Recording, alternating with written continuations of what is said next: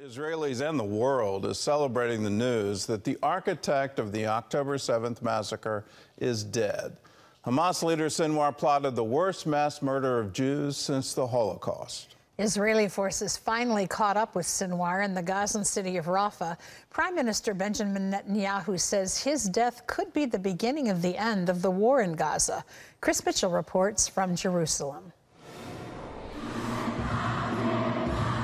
Soon after the news, celebrations broke out at the Western Wall, at IDF posts in Gaza, and around the country.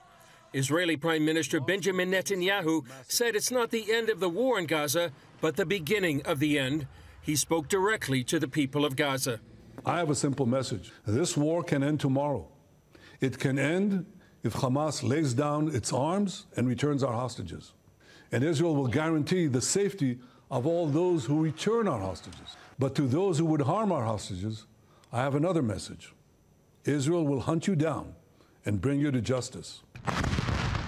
Sinwar planned the October 7th massacre, where terrorists killed nearly 1,200 Israelis and kidnapped more than 250, including Americans. On this day, our thoughts are with the families of those murdered or kidnapped because of Sinwar.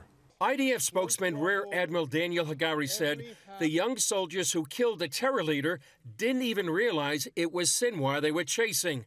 An IDF drone flew into the house where Sinwar was hiding and captured his final moments. Although the IDF fulfilled its pledge to bring Sinwar to justice, Hagari said the work is not done. And we will continue to operate until we complete all our missions in defense of the people of Israel. But some fear Hamas may kill all of the hostages now. They might murder them or do something because of the murder of Sinwar. And that's the thing that I'm afraid of. President Biden said he's already talking about the future with Netanyahu. You start to destroy the land until we possibly strong.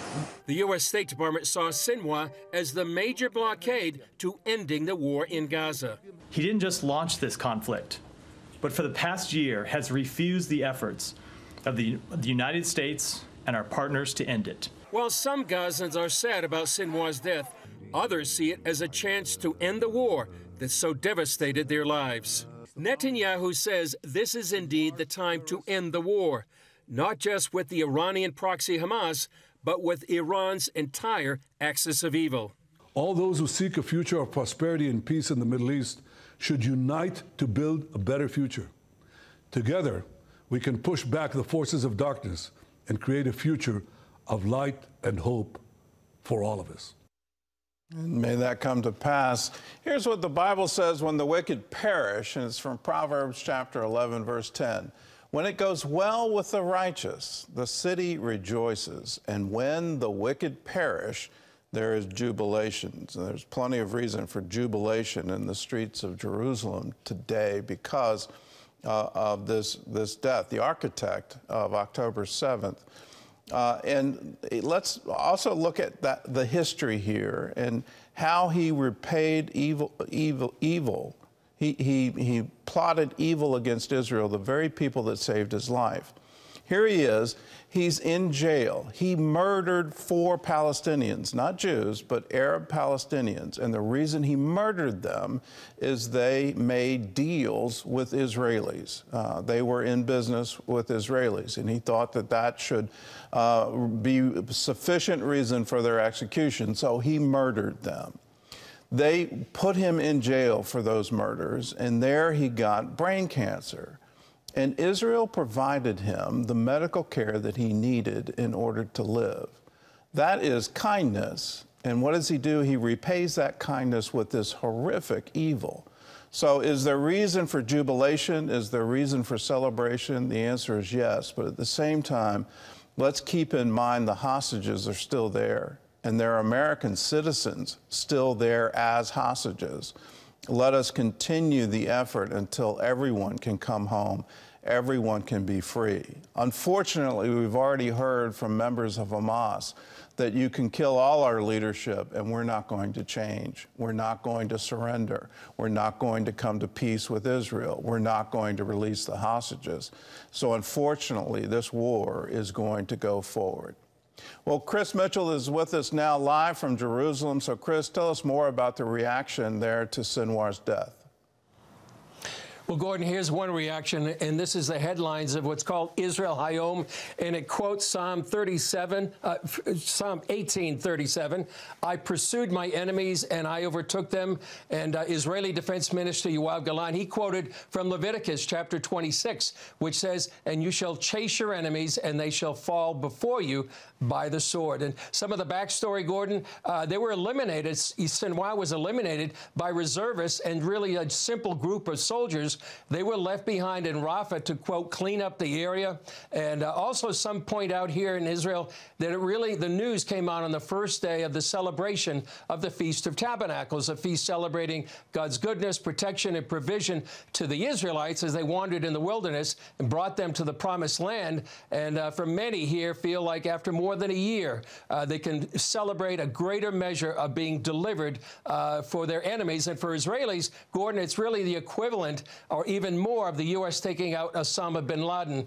And for one more biblical reference, some people say it like Haman in the book of Esther being hanged before he could destroy the Jewish people. Well, what's your view? Do you see this as an opening for the return of the hostages, or do you think the fighting is going to go on? Well, that was probably the first question many people brought in mind right now. And as you mentioned, AP reported just a few minutes ago that a top Hamas official says they will not return the hostages in Gaza unless two things happen: a ceasefire and the withdrawal of IDF forces from Gaza. And those are the same demands that Sinwar had made for more than a year. So right now, it looks like there may be no hostage deal. How it goes in the future is uncertain. Will they continue to fight harder on the end, or could they soften given time and given that their leader is gone and lay down their arms and surrender and release the hostages? Some are saying the elimination of Sinwar, Gordon, was a miracle, since it was reported, that he was surrounded by 20 hostages and a suitcase full of explosives, and yet here he was eliminated with just two other terrorists there in Rafah. How does Hamas continue to fight? It would seem to me that would run out of ammunition or run out of supplies. And how are they continuing to fight? It's a great question, Gordon. A lot of people are asking the same question, but there seems to be some sort of a return of Hamas terrorists in the northern part of Gaza, and that's why many of the reservists or some of the soldiers were taken from the south up to the north. They certainly have exploited or depleted their source of rockets. They haven't been firing rockets. However, they're still continuing to fight.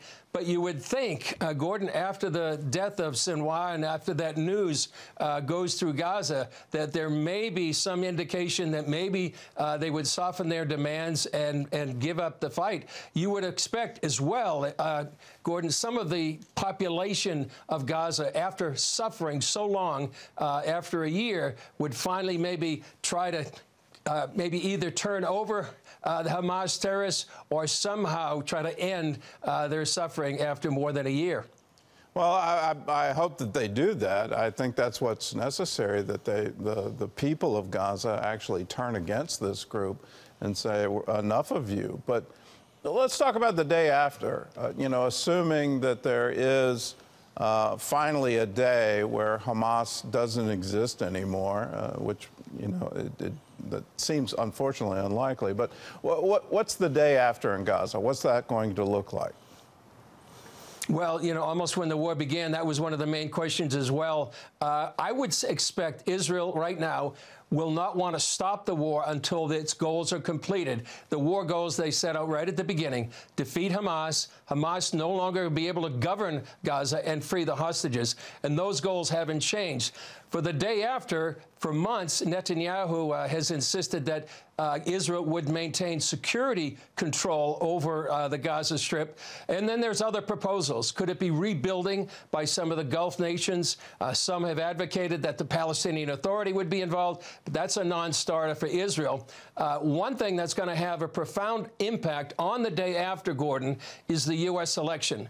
And the sense here in Israel, it is if Kamala Harris wins, you're going to expect the same kind of intervention by the White House and the State Department that has been going on for many months. And based on his statements, some believe a Trump White House might be more of an advocate for Israel. So the election coming up really is going to have a pivotal impact on what happens the day after in Gaza. All right. Well, I certainly pray that we stop all funding for UNRWA, that we stop all funding for this kind of terror. It seems quite evident in the aftermath of October 7th that the $16 billion in aid that went into Gaza didn't help the citizens there at all. It all went into military preparedness and into this horrible attack of October 7th. My hope, my prayer is that regardless of the new administration, that nonsense would absolutely stop. Well, Chris, thanks for the insight and thanks for joining with us. Thanks, Gordon. Well, in other news, the once thriving River Arts district of Asheville, North Carolina, is now in ruins. Flooding from Hurricane Helene has shut down dozens of businesses, and CBN's Operation Blessing is on hand, and it's helping the artists recover their lost creations and get back to work. Lori Johnson brings us the story. Helene's floodwaters ripped through the area, affecting 26 galleries where some 300 artists displayed their work. Yep. And, you know, it's gone. Like Mark Oliver's Foundation Woodworks. Yeah, it's just been home, you know, this morning. I was driving in and just wanted to hug the building. It's just the stupidest thing I've ever said. 20 craftsmen created and sold their pieces here. It's amazing to tell somebody that that bowl in the front was made in the back.